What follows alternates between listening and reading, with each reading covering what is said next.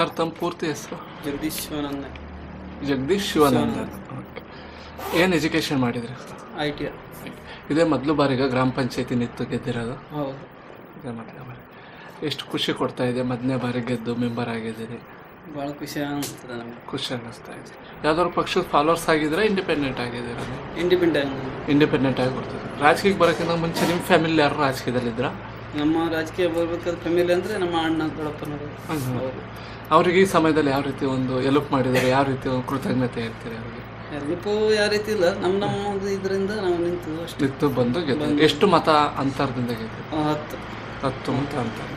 ಇವಾಗ first time ಗೆದ್ದು ಬಂದಿದ್ರಿ. ನಿಮ್ಮ ಊರಿನಲ್ಲಿ ಏನು ಚೇಂಜಸ್ ತರಬೇಕು ಅಂತ ಮನಸ್ಸು ಮಾಡಿದ್ರಿ? ನಮ್ಮ ಊರಿನಲ್ಲಿ ಅಂದರೆ ಜಾಸ್ತಿ ಕಾಮಗಾರಿಕೆ, ರೋಡು, ನೀರು, ವಿದ್ಯುತ್ 3 ಜಾಸ್ತಿ ಬೇಕಾ? ಯಾವ ಥರ ಕನಸು ಕಂಡಿದ್ರ ನಾನು ಒಬ್ಬ ಗ್ರಾಮ ಪಂಚಾಯತಿ ಮೆಂಬರ್ ಆಗ್ತೇನೆ ಅಂತ?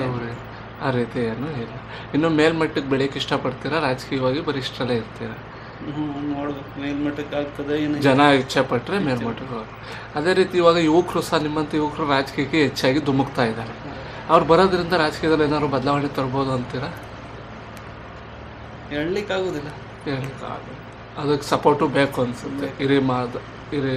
ಹಿರಿಯರ ಮಾರ್ಗದರ್ಶನ ಬೇಕು ಅನಿಸುತ್ತೆ. ಈಗ ಜಸ್ಟ್ ಈಗ ನಾವು ರಾಜಕೀಯಕ್ಕೆ ಬಂದಿದ್ದೇವೆ.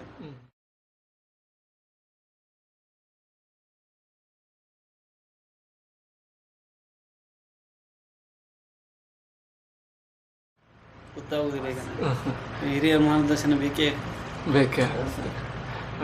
ಎಷ್ಟು ಖುಷಿ ಕೊಡ್ತಾ ಇದೆ ಏನಾರು ನಿಮಗೆ? ಭಾಳ ಖುಷಿ ಕೊಡ್ತಾ ಇದೆ.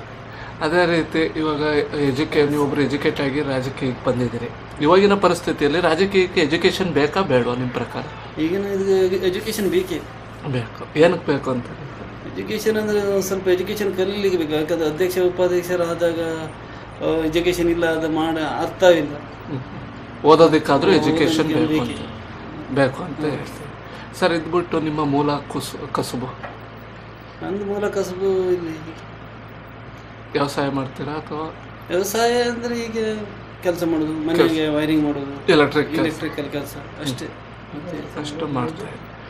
ಸರ್, ಇವಾಗ ನಿಮ್ಮನ್ನ 10 ಮತದ ಅಂತರದಿಂದ ಗೆಲ್ಲಿಸಿದ್ದಾರೆ ನಿಮ್ಮ ಕ್ಷೇತ್ರದ ಮತದಾರ ಬಂಧುಗಳು. ಅವರಿಗೆ ಯಾವ ರೀತಿ ಒಂದು ಕೃತಜ್ಞತೆ ಹೇಳಕ್ಕೆ ಇಷ್ಟಪಡ್ತೀರಿ?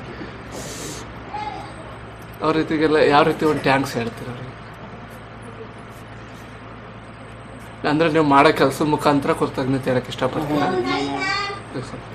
ಇದು ಬಿಟ್ಟು ಯಾವ್ದಾದ್ರು ಸಂಘ ಸಂಸ್ಥೆಯಲ್ಲಿ ನಿಮ್ಮನ್ನು ತೊಡಸ್ಕೊಂಡಿದ್ದೀರಾ? ಯಾವ ಸಂಘ ಸಂಸ್ಥೆ ಇನ್ನು ಮುಂದೆ ತೊಡಸ್ಕೋಬೇಕು ಅಂತ ನೋಡ್ಬೇಕು. ಜನ ಬೆಂಬಲ ಕೊಟ್ಟರೆ ಬೆಂಬಲ ಕೊಟ್ಟರೆ ಸರ್. ಓಕೆ, ನಿಮ್ಮ ರಾಜಕೀಯ ಜೀವನ ಇದೇ ರೀತಿ ಮುಂದುವರಿತಾ ಇರಲಿ ಅಂತ ನಾವು ಹೇಳ್ತಾ ಇಷ್ಟು ಸಮಯ ನಮ್ಮ ಜೊತೆ ಮಾತಾಡಿದ್ದಕ್ಕಾಗಿ ಧನ್ಯವಾದಗಳು.